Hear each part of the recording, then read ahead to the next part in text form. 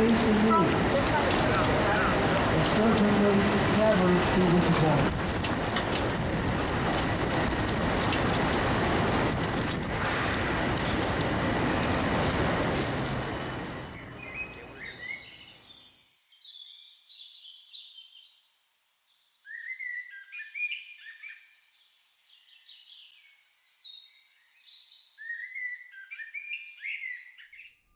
Okay. I am Crush Pink, and behind the camera is Charlie, and I'm here with the Temple University campus preacher, Patrick.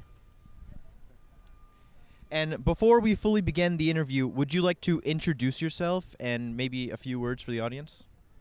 Yeah, my name is Patrick Donlevy, and I come up here fairly often to spread the gospel of Christ. And I really enjoy it here, and I really like it. And so to begin the interview, do you have a favorite color? Blue. And before I get too deep into any more questions, I'd like to ask if you could recite what you often say on campus, even just a part of it, so we could have an official recording, since many people don't fully catch what you say or speak of. Yeah. Well, a short version would be Christ died for sin once for all, the righteous for the unrighteous, to bring you to God. And there are a lot of things that feed into that. A lot of passages. Isaiah 53 says he was pierced for our transgression, he was crushed for our iniquity.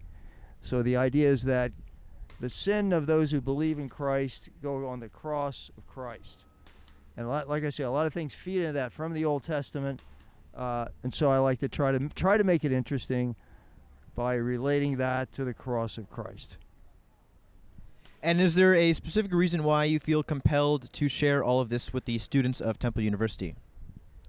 The reason I would say is because I find great excitement in it, and because I found Christ when I was a 18-year-old college student, and I just want to share that with whoever I can share it with. Were you raised in a pretty religious environment? Earlier on, maybe, but not much after that. I was a regular college student. I smoked pot and hash.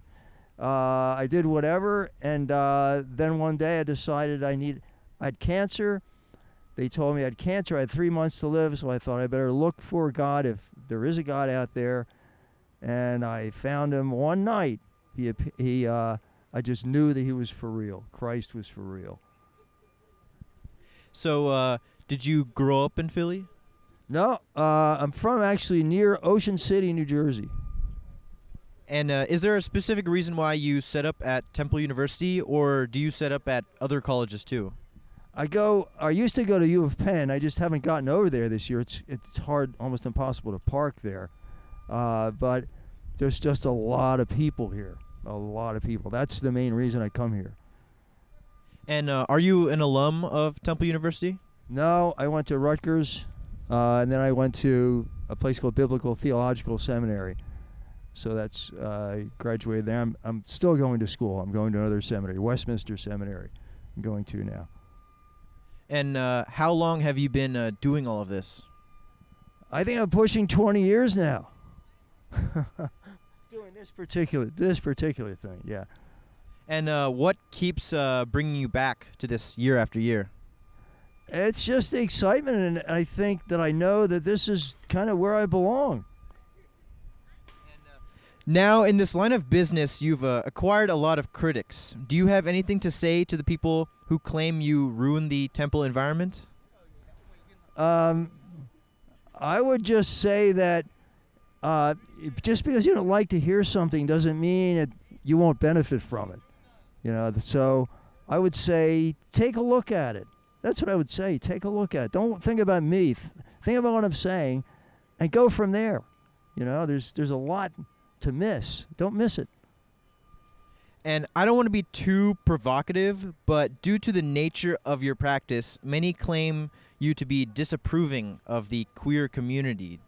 And I just want to clear things up. Do you have anything to say about that?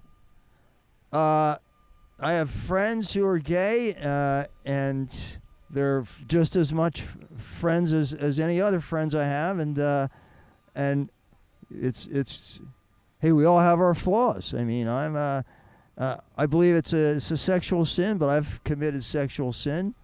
But that can all be atoned. That can all be forgiven in Christ. And in a previous conversation we had, you mentioned you went to a metal show. Do you engage with the local scene often? No, that was just a random. But I have a friend who used to go down there, and I haven't been down there often. It just got too late at night. I couldn't, and my ears were hurting. It was a punk concert.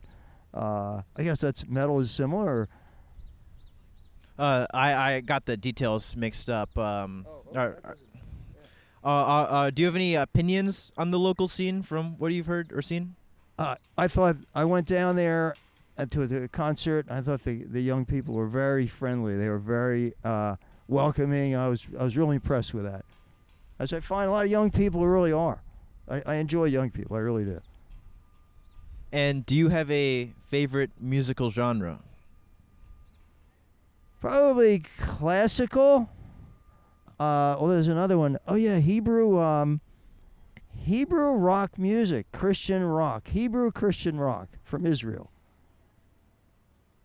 And I know you answered this before, but some people really wanted me to ask if you've smoked weed. So I know you already answered that, but do you have any statement or a fun story related to that? I don't know about a fun story, but I used to smoke weed. Then I became a believer in Christ. I found there's something much better than weed. That is Christ. I don't know if anything funny happened. A lot of things funny. I just can't remember anything. And how do you think the world will end? I think the world will end with the return of Christ to Jerusalem. And we may be getting close to that. I know the Bible speaks about that in the book of Revelation and other parts. But it will end on a good note for those who know Christ, not a good note for those who don't know Christ. So I think it will. I think it might. But that's my opinion. It could last. People were saying this 500 years ago too. So that's just my opinion. I just want everybody to be ready for it. Things are shaping up very strangely over there in the Middle East. Well, speaking of being ready, I was going to ask if you had to guess about a year of when that may happen. Do you have any guesses? Wow, that's only a guess. It could be. I mean, the way things are going, it could be next week. You have this alignment of the nation from the uttermost north, which you could call Russia very easily, and with Iran against Israel. That's what's going on right now. It could be 20 years from now. It could be 30. I think it's all kind of collapsing. I hate to say it like that. I wish it weren't. And maybe it'll be prolonged too. There could be a pause. Who knows?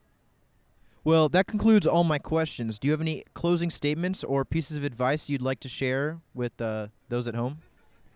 Yeah, I would say it's easy. Jesus says, "Come unto me, all you who are labor and are heavy laden, I will give you rest." So he promises you come to him. You have put your faith in him. Doesn't matter what you've done. Doesn't matter what you've done. I've done ugly stuff. I still do stuff I regret. You can come to him for forgiveness of sins. Give your life to him. Well, this has been an interview with Patrick at Temple U. Goodbye.